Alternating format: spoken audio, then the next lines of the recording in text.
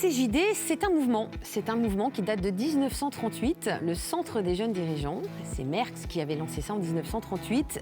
Donc c'est un mouvement d'entrepreneurs qui se réunit autour du thème de l'économie au service de l'homme. Aujourd'hui, il y a 5000 dirigeants qui sont dans ce mouvement au niveau national. Et puis 3 sections, donc c'est des sections par département, 3 sections en Vendée.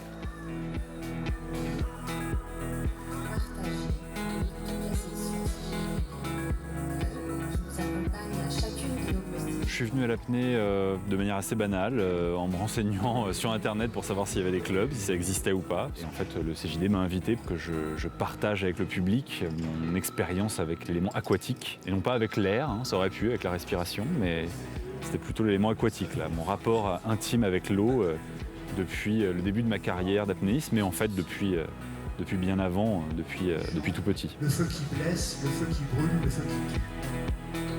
La volcanologie, oui, c'est une passion, c'est à la fois de la science, c'est l'aventure, c'est des voyages, c'est des découvertes. Effectivement, moi je forme des géologues, donc des professeurs, mais également des ingénieurs.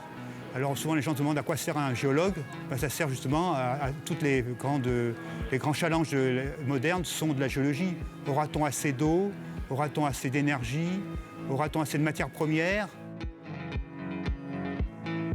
Aujourd'hui, j'ai bifurqué du monde de l'entreprise à romancière et puis coach un peu partout dans le monde.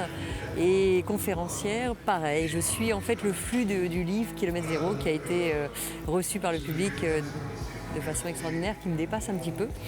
Et l'idée, c'est d'aller partager notre expérience personnelle et puis de mettre ensemble cette belle expérience en commun pour pouvoir grandir ensemble. Là, les entrepreneurs sont très à l'écoute de tout ce qui est nouveau et qui permet de mieux comprendre les relations humaines dans une entreprise. Et là, moi, je suis arrivé parce que, avec Corinne, on représente le 5e élément de la tradition. Et c'est de ce 5e élément qui est en fait la conscience, l'éther, dont on va parler dans la conférence.